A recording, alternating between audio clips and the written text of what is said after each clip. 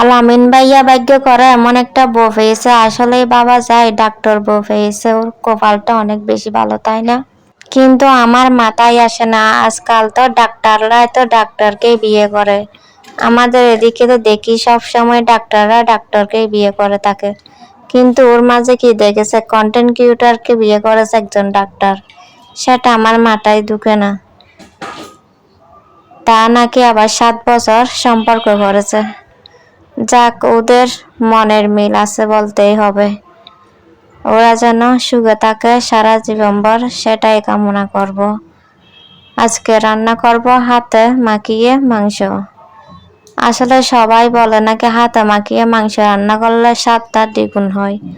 আমার কেন জানি না অনেক ইচ্ছে করে আজকে হাতে মাখিয়ে মাংস রান্না করতে গেছিলাম, ফাইনালি আমার রান্নাটাই হলো না।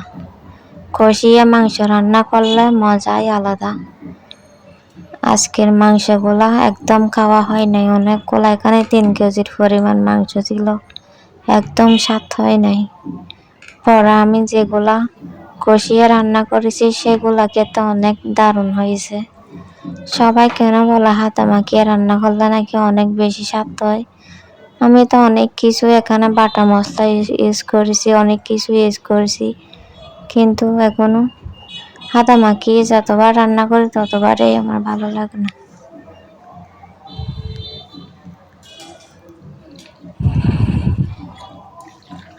যাই হোক, আমার দুঃখের কথা আপনাদের সাথে শেয়ার করলাম।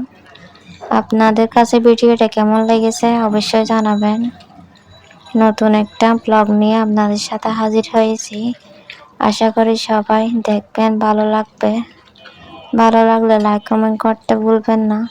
আসলে লাইক কমেন্ট করতে বললে কি আর না বললে কি, আপনাদের ইচ্ছা। আপনাদের ইচ্ছা হলে করবেন, ইচ্ছা না হলে করবেন না, এটাই তো প্ল্যাটফর্মের সবারই পরিচিতি, তাই না? এখন আমি মাংস রান্না করব 3 কেজির মতো, আর নিয়ে আনছিল কলিজাও রান্না করব। কলিজা খেতে আমার ভীষণ ভালো লাগে। আসলে কলিজা খেতে কে না ভালোবাসে। সবাই দেখি গরুর বুড়ি নিয়ে টানাটানি করে, কিন্তু আমাদের চট্টগ্রামের জলে কেউ কিন্তু গরুর বুড়ি খাইতে চাই না, কেন জানি না। আমাদের মানে অ্যালার্জি হয় আর কি, অনেক বেশি গন্ধ লাগে, এই জন্য কেউ খায় না। সবাই এটার জন্য পাগল, কেন জানি না আমরা।